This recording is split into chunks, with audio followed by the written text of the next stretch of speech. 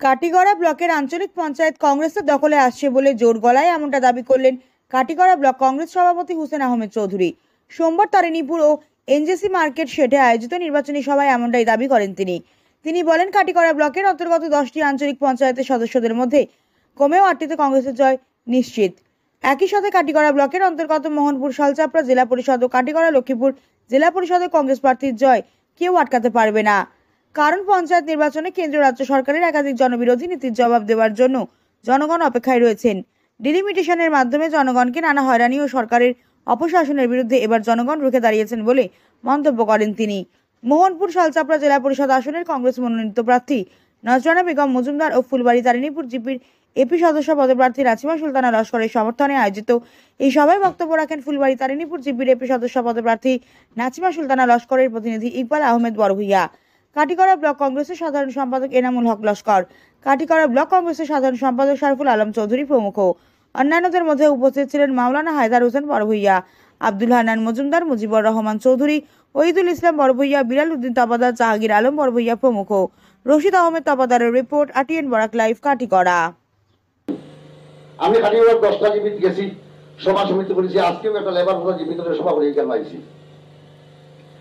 আপনারা এই কাটিগড়া ব্লকের অন্তর্গত 2টা জেলা পরিষদ আছে, একটা হলো মোহনপুর শালচাপড়া জেলা পরিষদ, আর একটা হইল কাটিগড়া লক্ষ্মীপুর জেলা পরিষদ। আমরা এই জেলা পরিষদ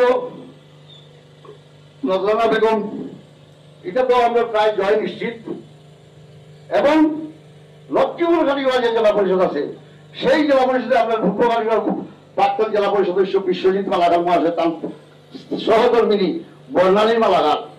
আপনারা খবর হয়ে দেখবা এখানে অনেক ভোটার ডিভাইস, কিন্তু তবুও বিশ্বজিৎ মালাকারের প্রতি বর্ণালী মালাকার জয় সুনিশ্চিত। আমরা আজকে পর্যন্ত একটা খবর পাইছি, মোটামুটি যদি বিজেপি টাকার প্রলোভন দিয়ে প্রশাসন দিয়ে যদি কোনোভাবে হেনস্থা না করে, বিজেপি যদি টাকার প্রলোভন হেনস্থা দিয়ে যদি প্রশাসনিক হেনস্থা না করে, সেটাও জেলা পরিষদ আমরা জয় সুনিশ্চিত।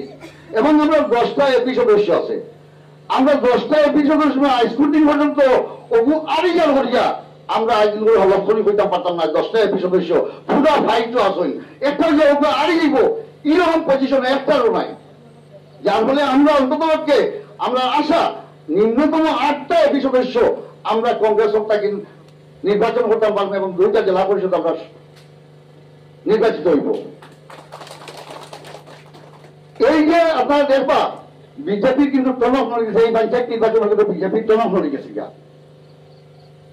2জন ওই কেন্দ্রীয় ক্যাবিনেট মন্ত্রী আপনারা দেখা, আমরা তো হটাই আলী মজার আলী বলে আমরা মাফিয়ার বা আপনার লগে 2জন ক্যাবিনেট মন্ত্রী আইয়া বিভিন্ন প্রলোভনবিদরা, এখানে ভিড় দিলাইতরা, ওখানে হতা দিলাইতরা এবং স্থানীয় এমএলএ দিলাইতরা, এইভাবে বিজেপি যখন দেখছে তার অবস্থা খারাপ খারাপ দেখিয়া 2জন ক্যাবিনেট মন্ত্রী আইয়া কিতাকর্তা বিভিন্ন ধরনের প্রলোভন ভোটার হয়ে দিচ্ছা দিয়া সাইটরা যে আমরা কি উদ্ধার করতে পারি। কিন্তু মানুষ তন্ত্রকে ক্ষুব্ধ, এখানে হইতে পারে না যে হিন্দুরা যে সব বিজেপি, এরকম কোনো কথা নয়। হিন্দু মানুষ সমাজে বহু মানুষ নিরপেক্ষ আছে, বহু মানুষ আজকে কংগ্রেস সাপোর্ট করে। আমরা কিতা হয়, আমরা কই গেছি কি ওখান এই সরকারে তার এই স্বার্থটা আদায় কিনা করে, যখনই নির্বাচন হয় তখন আমাদের মধ্যে হিংসা বিদ্বেষ বিভাজন দিয়া